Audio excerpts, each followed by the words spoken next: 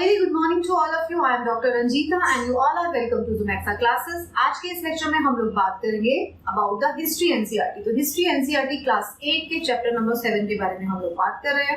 इस चैप्टर में हम लोग बात करने जा रहे हैं about weavers, iron smelters and factory owners. उनकी लाइफ में किस तरीके के इफेक्ट्स आ रहे थे 1857 की जो हम बात कर रहे थे, उसके बाद उनकी लाइफ में क्या क्या सारे चेंजेस आ रहे थे, हम उसके बारे में देखेंगे. अगर आपका कोई डिटेल सवाल है तो आप मुझे इस ईमेल एड्रेस पर मेल कर सकते हो. ये मेरा इंस्टाग्राम हैंडल है और ये मेरे टेलीग्राम चैनल का लिंक आपको दिया गया है. इस टेलीग्राम चैनल पर आपको मेरे सभी लेक्चर्स के पीडीएफ मिलेंगे जिनको आप रिवीजन के लिए डाउनलोड कर सकते हैं. मेरे बाकी की लेक्चर सीरीज को अगर आप देखना चाहते हैं तो उन सबके लिंक आपको इसी टेलीग्राम चैनल पर मिल जाएंगे. जैसा कि मैं हमेशा आपसे बात करती हूँ कि अगर हमें हिस्ट्री को समझना है तो हमें टाइमलाइन को अपने हेड में सेट कर लेना होता है. तो टाइमलाइन की अगर बात करते हैं तो अगर हम टाइम पीरियड के अकॉर्डिंग हिस्ट्री को डिवाइड करते हैं तो एंशिएंट हिस्ट्री है, मेडिवल हिस्ट्री है एंड मॉडर्न हिस्ट्री है. तो एंशिएंट हिस्ट्री कौन सा टाइम पीरियड है? 2 मिलियन ईयर्स से लेके 700 BC तक का जो ईयर है, 700 AD तक का जो टाइम पीरियड है, that is ancient India. Early medieval India आता है 700 AD से 1000 AD तक, 1000 AD से 1857 तक लेटर मेडिवल पीरियड है. और मॉडर्न इंडिया की शुरुआत होती है 1857 से. तो अगर मॉडर्न इंडिया में देखते हैं कि 1857 के बाद क्या लेटेस्ट चेंजेस होते हैं, 1885 में कांग्रेस की फॉर्मेशन होती है. 1906 में जो है फॉर्मेशन ऑफ मुस्लिम लीग होती है. 1920 में नॉन कॉपरेशन मूवमेंट होता है. 1930 में सिविल डिसओबीडियंस मूवमेंट है. 1942 में क्विट इंडिया मूवमेंट एंड 1947 में partition of India and independence. Right, तो इस तरीके से आपको समझना पड़ेगा. इस चैप्टर में हम लोग क्या पढ़ने जा रहे हैं? इस चैप्टर में हम लोग बात करेंगे कि इंडियन टेक्सटाइल का वर्ल्ड में किस तरीके से महत्व था, इंडियन टेक्सटाइल का यूरोपियन मार्केट में किस तरीके से बहुत ज्यादा डिमांड था और किस तरीके से बैन लगाया गया लेटर ऑन. वीवर्स कौन थे, इंडियन टेक्सटाइल डिक्लाइन होना क्यों शुरू हुआ, किस तरीके से जो पुराने सेंटर्स थे वो डिक्लाइन हो गए और नए सेंटर्स आते हैं. कॉटन मिल्स किस तरीके से सेटअप होती है. वुड स्टील क्या है टर्म, डिक्लाइन कैसे होता है आयरन स्मेल्टिंग का. आयरन एंड स्टील फैक्ट्रीज किस तरीके से इंडिया में आते हैं एंड कंक्लूजन. ये सारी बातें हम लोग इस चैप्टर में करने जा रहे हैं. तो फर्स्ट पार्ट जो हम ये करते हैं, तो अभी क्या हो रहा था, लेट 18th सेंचुरी की बात है. लेट 18th सेंचुरी की कौन सी बात है? 1757 में क्या हुआ था? 1757 में हुआ था battle of Plassey. That you totally remember, हमने पढ़ा था. 1757 वो टाइम पीरियड था जब बैटल ऑफ प्लासी होता है. बैटल ऑफ प्लासी किस लिए हुआ था? बैटल ऑफ प्लासी का कारण वही था कि जो ब्रिटिश की जो ईस्ट इंडिया कंपनी, जो कि ट्रेडर है, उसने फरमान ले लिया था औरंगजेब से. बट वहां पे क्या हो रहा था कि उनको रेजिस्टेंस मिल रहा था, कि उनको बोला जा रहा था कि आपको टैक्स पे करना पड़ेगा. करप्शन भी था कंपनी के खुद के ऑफिशियल्स के अंदर. तो बैटल ऑफ प्लासी होती है. सिराजुद्दौला उनको कहता है ईस्ट इंडिया कंपनी को कि आपको टैक्स पे करना पड़ेगा, इसलिए बैटल ऑफ प्लासी होती है. बैटल ऑफ प्लासी के बाद मीर कासिम आ जाते हैं, जो कि एक मीर जाफर. बैटल ऑफ प्लासी के बाद मीर जाफर आ जाते हैं, जो कि पपेट नवाब है. उसके बाद होती है 1764 में होती है बैटल ऑफ बक्सर. और बैटल ऑफ बक्सर के बाद 1765 में जो है पूरा का पूरा जो कंट्रोल है, administrative control, British east India company के पास आ जाता है. ये सारी बात को हम पहले से जानते हैं. तो 18th सेंचुरी में क्या हो रहा था, कंपनी जो है एक्सपोर्ट करती थी इंडियन गुड्स को इंग्लैंड एंड यूरोप में. ये सब हो रहा था क्योंकि ये हमारे पास ट्रेडिंग के लिए आए थे. तो इंडियन गुड्स जो है सप्लाई होती है यूरोप में और इंग्लैंड में. इंडस्ट्रियलाइजेशन, अब वो टाइम पीरियड है जब इंग्लैंड के अंदर अच्छे से इंडस्ट्रियलाइजेशन हो रहा है. इंग्लैंड की इंडस्ट्री फ्लरिश कर रही है, यूरोप की इंडस्ट्रीज जो है वो फ्लरिश कर रही है. इसकी वजह से क्या हो रहा है, मैकेनाइजेशन हो गया है उनकी प्रोडक्शन ऑफ कॉटन टेक्सटाइल का and growing of iron steel industry. ये इंग्लैंड की बात हो रही है. इंग्लैंड के अंदर जो है आयरन स्टील इंडस्ट्री ग्रो कर रही है. वहां पे जो टेक्सटाइल का प्रोडक्शन था जो अब वो मैकेनाइज हो गया, मशीन्स के द्वारा होने लगा है. इंडिया जो है धीरे धीरे क्या होता है, इसकी वजह से जो इंडिया के जो गुड्स जो यहाँ से लेके जाए जाते थे और उनको सेल किया जाता था, उसका जो है इंपोर्ट जो है, मतलब इंग्लैंड के अंदर अगर इंपोर्ट की बात करें और इंडिया से अगर एक्सपोर्ट की बात करें, तो इंडिया से एक्सपोर्ट जो है वो बंद हो जाता है. क्यों बंद हो जाता है? क्योंकि वहाँ के जो लोग हैं वो प्रोटेस्ट करते हैं. वहाँ के जो इंडस्ट्रियलिस्ट है वो प्रोटेस्ट करते हैं कि हम इंडिया वाला सामान क्यों यहाँ पे बेचें, हम लोग खुद बना लेंगे, अपना सामान बेचेंगे. तो ये जो चैप्टर है ये फोकस करता है effects of British industrial growth on craft and industries of India. हम इस चैप्टर में ये देखेंगे कि ये सारा कुछ जो इंग्लैंड में हो रहा था उसकी वजह से हमारी क्राफ्ट इंडस्ट्रीज जो है, हमारी जो इंडस्ट्रीज है, उस पर कितना बुरा प्रभाव पड़ता है. तो इन सारी चीजों के बारे में हम इस बारे में बात करेंगे. Textile industry, iron steel industry, ये सब पे हमारे क्या प्रभाव पड़ा. तो अगर इंडिया की टेक्सटाइल की बात करते हैं तो इंडिया का जो टेक्सटाइल था पूरे वर्ल्ड में उसके बारे में काफी डिमांड थी। This we are talking about 18 centuries के बारे में बात हो रही है। 1750 के आसपास क्या था, इंडिया वर्ल्ड के टेक्सटाइल का लार्जेस्ट प्रोड्यूसर था कॉटन टेक्सटाइल का। 1750 के आसपास की बात है। उसके बाद ही battle of Plassey, Buxar and company become Diwan, ये सारी चीजें उसके बाद होती है। तो 1750 से पहले मतलब 18 सेंचुरी में क्या था, इंडिया की जो कॉटन टेक्सटाइल जो इंडस्ट्री थी वो लार्जेस्ट प्रोड्यूसर था इंडिया। और European traders began referring to, जो यूरोपियन ट्रेडर्स थे वो इंडिया की जो टेक्सटाइल थी उसको मसलिन कहा करते थे, मसलिन। तो मसलिन कहा करते थे, इंडिया की जितनी भी टेक्सटाइल होती थी यूरोपियन ट्रेडर्स उसे मसलिन कहा करते थे। बहुत अच्छी खासी इंडस्ट्री जो है इंडिया में चला करती थी। कैलिको जो है, कैलिको भी एक और टर्म है। कैलिको जो है उस कॉटन टेक्सटाइल को कहा जाता था जो कि Portuguese, which the Portuguese took back to Europe from Calicut. अब आप पता है हमने फर्स्ट चैप्टर में पढ़ा था कि पुर्तगीज वर द वन जो सबसे पहले इंडिया में आए थे ब्रिटिशर्स के आने से पहले। तो पुर्तगीज जब इंडिया में आए थे तो उन्होंने कालीकट पे देखा था, अपना वो बनाया था केरला में कालीकट कोस्ट पे, that was their main centre. तो वहां से जो कॉटन की जो टेक्सटाइल है उसको लेके गए अपने पुर्तगाल में एंड यूरोप में वो स्प्रेड होती है, उसको उन्होंने कहा कैलिको। तो उसे कैलिको कहा जाता था। लेटर ऑन इंग्लिश आते हैं और जो फाइनली जो कॉटन टेक्सटाइल होती है इंडिया की उसको मसलिन कहा जाता है। कैलिको स्पेशली पुर्तगीज जो लेके गए थे कालीकट से उसे कहा जाता है। तो ये आप देख सकते हैं, ये पटोला वीव दिखाई गई है, वुवन इन सूरत, जो सूरत में बनाई जा रही थी, अहमदाबाद और पाटन में, इन जगहों पे जो बनाई जाती है इसे पटोला कहा जाता है, राइट। ये कॉटन टेक्सटाइल है एक तरीके का। और क्या है, जो इंडिया की जो प्रिंटिंग कॉटन इंडस्ट्री थी, जो प्रिंटिंग कॉटन टेक्सटाइल थी उसकी बहुत ज्यादा डिमांड हुआ करती थी यूरोप में एंड इंग्लैंड में। जो इंडिया की जो टेक्सटाइल होती थी उसे कहा जाता था चिम्स, कोसाई एंड बंडाना। तो कोसाई, बंडाना और चिम्स इसको कहा जाता था। तो बंडाना तो अभी हम देखते हैं कैसे कैसा होता है, चिम्स उसे कहते थे, कोसाई बोलते थे, बंडाना बोलते थे। तो कुछ जो क्लोथ थे वो अपने प्लेस के नाम से जाने जाते थे। कासिम बाजार का कपड़ा है, पटना का कपड़ा है, कलकत्ता का, उड़ीसा का, चारपुर का। तो मतलब ये वो जगहों के नाम है उस टाइम पे जहाँ पे की टेक्सटाइल इंडस्ट्रीज फ्लरिश किया करती थी। जो उनका जो कपड़ा होता था वो उनकी जगह के नाम से भी बिका करता था। कैलिको की हमने बात की जो कालीकट से आ रहा है, जो पुर्तगीज लेके गए थे। मसलिन बोला जाता था इंडिया के सारे क्लोथ को। चिम्स एंड कोसाई भी था। ये देखिए जामदानी वीव है फ्रॉम ढाका इन बंगाल। ये क्या है, ये प्रिंटेड क्लोथ है, चिम्स जिसको कहा जाता था, fine printed cloth Andhra Pradesh से आ रहा है। ये बंडाना प्रिंट है, ठीक है, राजस्थान और गुजरात से आता है, बांधनी जिसको बोलते हैं, ठीक है। तो ये जो सारी, इससे हम क्या देख रहे हैं, इस चैप्टर में हम ये पढ़ रहे हैं कि इंडिया की जो टेक्सटाइल्स थी उस टाइम पे भी बहुत ज्यादा फेमस हुआ करती थी। चाहे बंडाना की बात करें, चाहे चिम्स की बात करें, तो ये बहुत, और उनकी प्रिंटिंग इंडस्ट्री भी बहुत फ्लरिश करती थी। अब क्या होता है, इंडिया की जो टेक्सटाइल है यूरोपियन मार्केट में इंडियन कॉटन टेक्सटाइल ज्यादा पॉपुलर है।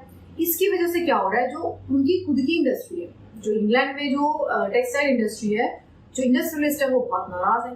उन्होंने क्या कहा, उन्होंने प्रोटेस्ट किया कि भाई हमारे कपड़े तो कोई खरीद ही नहीं रहा, क्योंकि इंडिया से इंपोर्ट हुए हुए कपड़ों को खरीदा जा रहा है।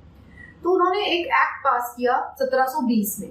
आप ये बात करिए, देखिए 1757 में बैटल ऑफ प्लासी होता है। 1720 में सोचिए उस टाइम पे वहां के जो मर्चेंट्स है वो इंडिया की कॉटन टेक्सटाइल वहां पे इतनी ज्यादा जा रही थी कि वो उससे डर गए थे और उनको कैलिको एक्ट लाना पड़ता है। Calico act 1720। कैलिको क्या है, कैलिको वो था जो पुर्तगीज लेकर आ रहे थे कालीकट से, है ना, क्योंकि वो इंग्लिश से पहले गए थे। तो ऑलरेडी इंडिया की टेक्सटाइल ब्रिटिशर्स के आने से पहले काफी ज्यादा फेमस थी। तो वहां पे 1720 में कैलिको एक्ट पास किया जाता है। ये वो टाइम है जब वो इंडिया का ट्रेड अच्छा खासा फ्लरिश कर रहा था, क्योंकि ट्रेडर्स थे यहाँ पे काफी सारे। तो कैलिको एक्ट में क्या होता है कि वो प्रिंटेड कॉटन टेक्सटाइल चिम्स जो है इंग्लैंड के अंदर उसका यूज जो है banned the use of printed cotton textile chintz in England to provide a secure market for English producer. तो कैलिको एक्ट 1720 में लाया जाता है अपनी खुद की इन हाउस इंडस्ट्री को प्रोटेक्ट करने के लिए इंग्लैंड द्वारा। ये जो कैलिको प्रिंटिंग इंडस्ट्री थी इंग्लैंड में, ये उनके गवर्नमेंट जो है उनको प्रोटेक्शन देती है कि भाई आप यहीं पे इसको प्रिंट करो, इंडिया से मंगाने की जरूरत नहीं है, अब आप खुद ही यहाँ पे इंडस्ट्री लगाओ। और वहाँ पे किसकी प्रोटेक्शन दी गई, गवर्नमेंट ने खुद प्रोटेक्शन दे दी उन इंडस्ट्रियलिस्ट को। इंडिया के डिजाइन जो है वो वहाँ की कॉटन जो थी उसके ऊपर प्रिंट किए गए, कॉपी किया गया, ऑफ कोर्स इसी को कॉपी कहते हैं, अदरवाइज कॉपीराइट और ट्रेडमार्क जो है उसका सारा वायलेशन किया गया। जो इंडिया से टेक्सटाइल्स आ रही थी उसी के प्रिंट्स को कॉपी किया गया इंग्लैंड के व्हाइट मसलिन के ऊपर। तो ये कैलिको एक्ट था, ये आपको समझना पड़ेगा।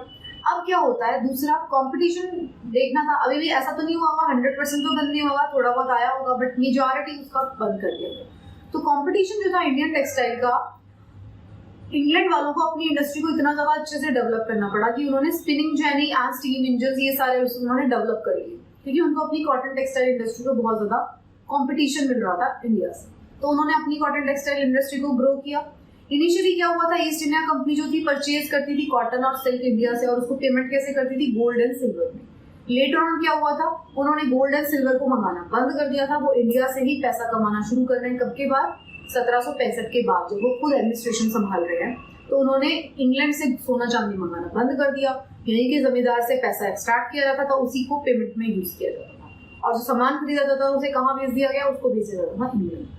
तो ये सब होना शुरू हो गया। इस में आप मैप में आप देख सकते हैं major centres of weaving in late 18th century.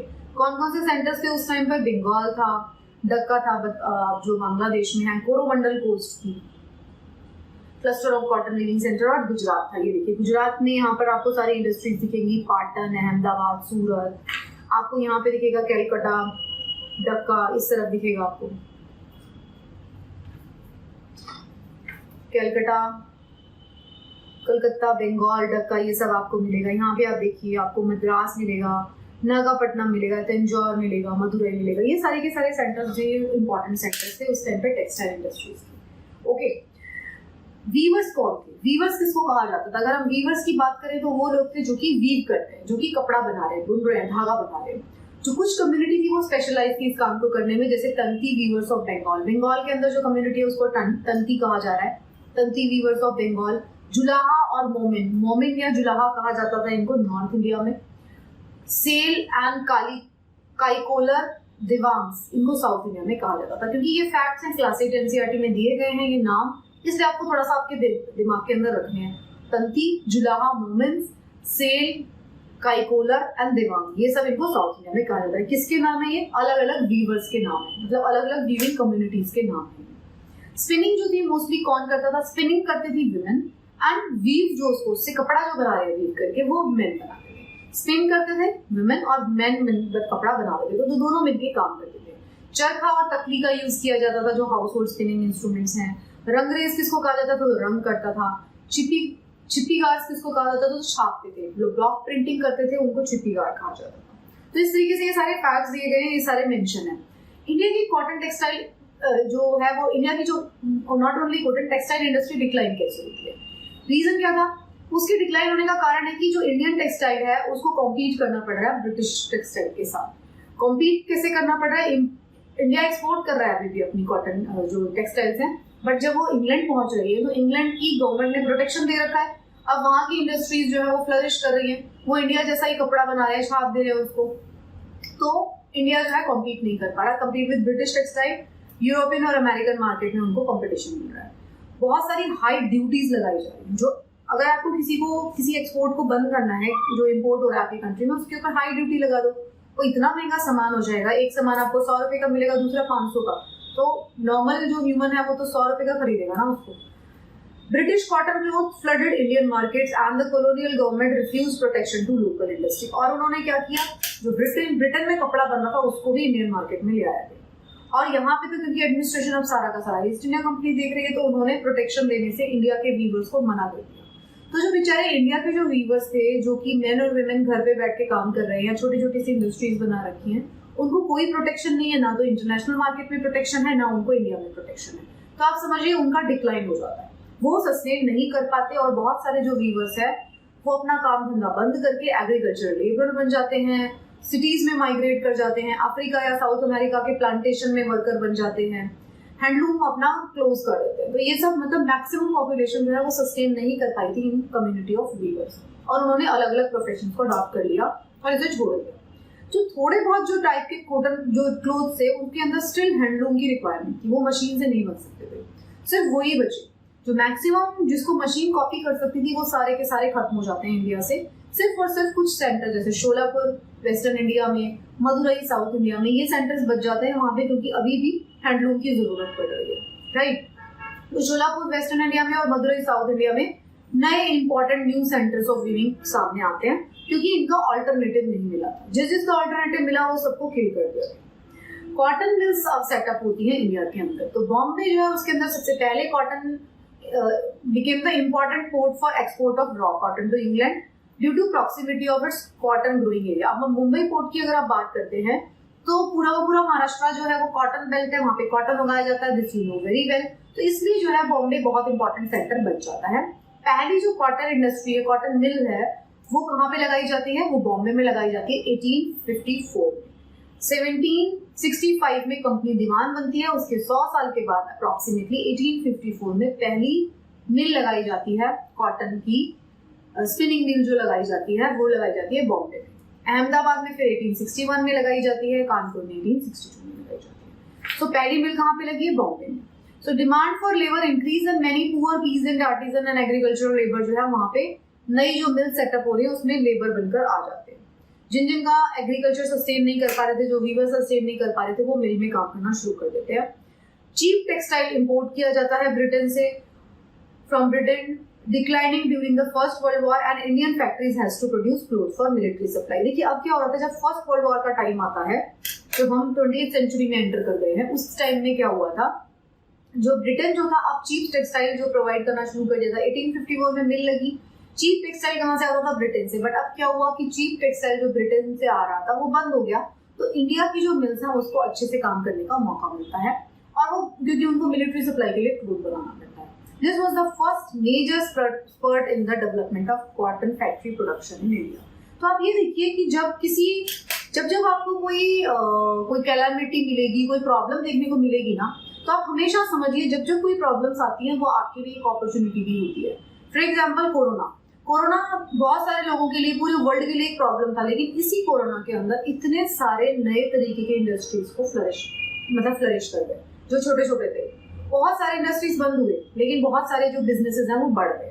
तो जब कोई प्रॉब्लम आती है तो वो एक अपॉर्चुनिटी का काम करती है। तो वर्ल्ड वॉर जो है हमारी टेक्सटाइल इंडस्ट्रीज के लिए एक अपॉर्चुनिटी थी।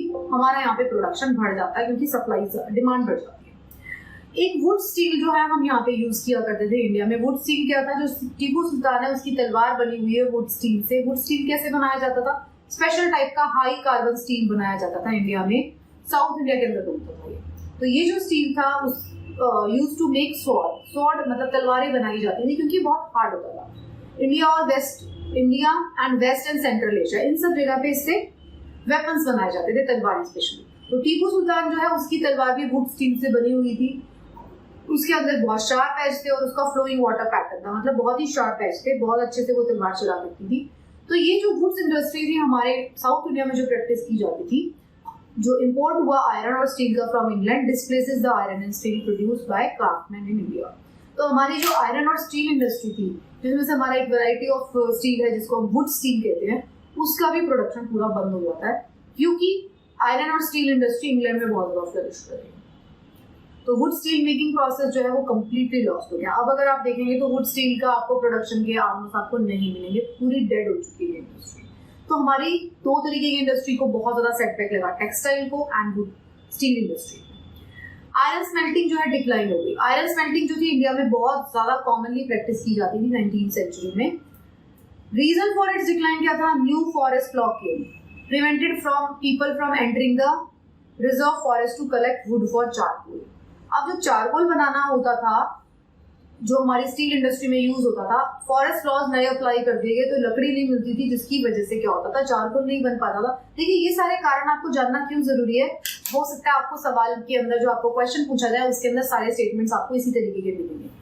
डिक्लाइन होने के कारण क्या था? हमारी स्टील इंडस्ट्री, नए फॉरेस्ट लॉ भी एक रीजन था, जिसकी वजह से हमें क्या नहीं मिल रहा? वुड नहीं मिल रही, जिससे चारकोल नहीं मिल रहा। दूसरा, demanded very high tax to forest department for every furnace use, बहुत ज्यादा टैक्सेशन बढ़ा दिया गया। Use of imported iron by iron smiths, अब जो है इंपोर्ट करने लग गए हम आयरन। कहाँ से आ रहा था? इंग्लैंड से। तो ये वाला तीनों जो कारण थे, फॉरेस्ट से हम चारकोल नहीं ले सकते, बहुत ज्यादा हाई टैक्स पे करना पड़ता है, और इम्पोर्टेड आयरन आने शुरू हो गया, जिससे हमारी जो स्टील इंडस्ट्री डिक्लाइन हो जाती है। ये देखिए विलेज में India where Agarias a community of specialized iron smelter. Agarias जो तो बोला जाता था वो आयरन स्मेल्टर्स थे, वो लोहे का काम किया करते थे। तो आयरन और स्टील फैक्ट्रीज जो है अब इंडिया में आना शुरू हो जाती हैं, क्योंकि रॉ जो इंपोर्ट कहाँ से किया जा रहा है आयरन, हम इंग्लैंड से होना शुरू हो गया। तो चार्ल्स वेल्डन दारोजी टाटा, जो टाटा पहली इंडस्ट्रीज है, चार्ल्स वेल्डन और टाटा ने मिलके came up the factory, set up the factory and industrial township Jamshedpur में। तो जमशेदपुर में पहली स्टील इंडस्ट्री लगती है। पहली टेक्सटाइल इंडस्ट्री कहाँ थी? मुंबई में। जमशेदपुर में जो दारोजी टाटा है वो चार्ल्स बेड के साथ मिलकर लगाते हैं पहली steel industry on the banks of Subarnarekha river. जो Tata iron and steel company TISCO जिसको कहा जाता है, ये 1912 में आती है। ये सबसे पहली हमारी स्टील इंडस्ट्री है। Expansion of railways in India had created a huge market for rails from Britain. तो अब क्या होता है, क्योंकि रेल्स का एक्सपेंशन हो रहा था, ब्रिटिशर्स जो है वो रेल नेटवर्क को बिछा रहे थे। रेल नेटवर्क वो हमारे लिए नहीं बिछा रहे थे, वो खुद के लिए बिछा रहे थे, क्योंकि खुद उनको जो है एडमिनिस्ट्रेशन को संभालना था, इंडिया को एज अ मार्केट यूज करना था। तो इससे रेल नेटवर्क को बिछाया जा रहा था। अब जो रेल नेटवर्क के लिए आयरन की जरूरत है, तो इसकी वजह से हमारी आयरन स्टील इंडस्ट्रीज फ्लरिश करती है 20th सेंचुरी के आसपास। जो इंपोर्ट है स्टील का, import of steel manufactured in Britain decline हो जाता है ड्यूरिंग फर्स्ट वर्ल्ड वॉर। जैसे मैंने आपको बताया था, फर्स्ट वर्ल्ड वॉर जब आती है तो हमारी टेक्सटाइल इंडस्ट्री ग्रो कर जाती है। फर्स्ट वर्ल्ड वॉर जब आती है तो हमारी स्टील इंडस्ट्री भी ग्रो कर जाती है, क्योंकि इंपोर्ट जो हम कर रहे थे आयरन, उसका इंपोर्ट बंद हो गया। तो टिस्को जो है उसने सप्लाई करना शुरू किया रेलवेज को, और वो चल पड़ती है। तो over the time TISCO became the biggest steel industry in the British empire. तो ब्रिटिश एम्पायर की बहुत बड़ी स्टील इंडस्ट्री थी टिस्को, जो कि जमशेदपुर में थी। अब क्या हुआ है, टाटा, ये देखिए, ये आपको फोटोग्राफ दिखाया जा रहा है 1940 में सुबर्णरेखा के बैंक पे। ये देखिए इतनी बड़ी फैक्ट्री यहाँ पे लगाई गई। कंक्लूजन की अगर हम बात करते हैं तो during first world war British import to India decline. देखिए ब्रिटिशर्स क्या कर रहे थे फर्स्ट वर्ल्ड वॉर पहले से, क्या कर रहे थे, फर्स्ट वर्ल्ड वॉर से पहले वो कर रहे थे इंडिया की इंडस्ट्रीज को खत्म कर रहे थे। टेक्सटाइल जो है इंग्लैंड से आ रही थी, और आयरन जो है वो भी इंग्लैंड से इंपोर्ट किया जा रहा था, क्योंकि वहां की इंडस्ट्रीज को जो है प्रोटेक्शन मिल गया था सरकार को। अब आती है अपॉर्चुनिटी हमारे लिए वर्ल्ड वॉर। वर्ल्ड वॉर जब आती है तो इंग्लैंड से जो चीजें आ रही थी वो बंद हो जाती हैं, और हमारी जो स्टील इंडस्ट्री और हमारी जो टेक्सटाइल इंडस्ट्री उसको फ्लरिश होने का टाइम मिलता है। Later during the nationalist movement there was strong demand for government protection of industries. अब हमारे देश के अंदर भी जो थिंकर्स बैठे हुए थे ना, जिस तरीके से उनकी इंडस्ट्रीज को प्रोटेक्शन मिला हुआ था, हमारे वाले इंटेलेक्चुअल लोगों ने कहा कि हमारी इंडस्ट्रीज को भी प्रोटेक्शन चाहिए। तो British government had to agree to many of these demands to retain its control over India. क्योंकि बहुत ज्यादा प्रोटेस्ट होना शुरू हो गए थे, तो हमें भी फिर धीरे धीरे प्रोटेक्शन मिलना शुरू हो गई थी। इसी चैप्टर में अगर हम बात करते हैं, जो ये सब कुछ हो रहा था, इंग्लैंड में इंडस्ट्रियलाइजेशन हो रही है, इंडिया में हो रही है, तो क्या कोई और भी देश थे जिसमें इंडस्ट्रियलाइजेशन हो रही थी? यस, जापान जो था उसमें बहुत तेजी से इंडस्ट्रियलाइजेशन हो रही थी। द मेजी रेजिम एज्यूम पावर 1868 में, 1868 में जापान के अंदर मेजी वहां का गवर्नमेंट आती है, party. They later adopted measures to help industrialisation to resist western dominance and foreign conquest. उनको पता था कि ये जितनी भी यूरोपियन पावर्स हैं ये कोलोनाइजेशन में लगी हुई हैं, तो जापान जो था काफी समझदार था, उन्होंने अपनी जो है इंडस्ट्रीज को ग्रो किया, और इतना अच्छे से ग्रो किया। जब हम वर्ल्ड वॉर के बारे में पढ़ेंगे तो हम देखेंगे जापान कितना बड़ा थ्रेट था, right. Postal services, railway, telegraph, steam power, shipping, ये सब वहां पे डेवलप किए गए। जापान की बात हो रही है। This was in contrast to Indian condition where colonial demands created barriers and slowed down the industrialization. India में ये सब नहीं हो रहा था क्योंकि colonial demand ये नहीं थी। So that's it in this chapter. इस चैप्टर में हमने बात किया कि हमारे यहाँ पर किस तरीके से हमारी जो एंशियंट जो इंडस्ट्रीज हैं, जिसमें टेक्सटाइल की बात होती है, जिसमें हम आयरन स्टील इंडस्ट्री की बात करते हैं, वुड स्टील यहाँ पे बनाया जाता था, किस तरीके से वो टोटली खत्म हो जाता है, किस तरीके से ब्रिटेन में अपनी वहाँ की इंडस्ट्रीज ग्रो करती हैं और हम जो है सिर्फ और सिर्फ सप्लायर ऑफ फिनिश गुड्स बन जाते हैं। फिर आती है वर्ल्ड वॉर, जो हमें एक अपॉर्चुनिटी प्रोवाइड करती है, जिसकी वजह से अगेन हमारी टेक्सटाइल इंडस्ट्रीज ग्रो करती हैं। पहली मिल जो है मुंबई में लगाई गई, और हमारी स्टील इंडस्ट्री ग्रो करती है। पहली जो स्टील इंडस्ट्री है वो टिस्को थी, जो कि जमशेदपुर में लगाई गई। So these are the takeaways from this chapter. कुछ कम्युनिटीज के नाम हमने पढ़े जो कहाँ कहाँ पे प्रेजेंट है, वो हमने देखा। किस तरीके का जो क्लोथ था, कैलिको ऐप के बारे में हमने बात किया। So that's it from this chapter. इससे कुछ फैक्चुअल सवाल भी पूछे जा सकते हैं और इससे कुछ कॉन्सेप्चुअल क्वेश्चंस भी हो सकते हैं। तो थैंक यू सो मच। अपनी प्रिपरेशन को इसी तरह जारी रखिए। Best of luck.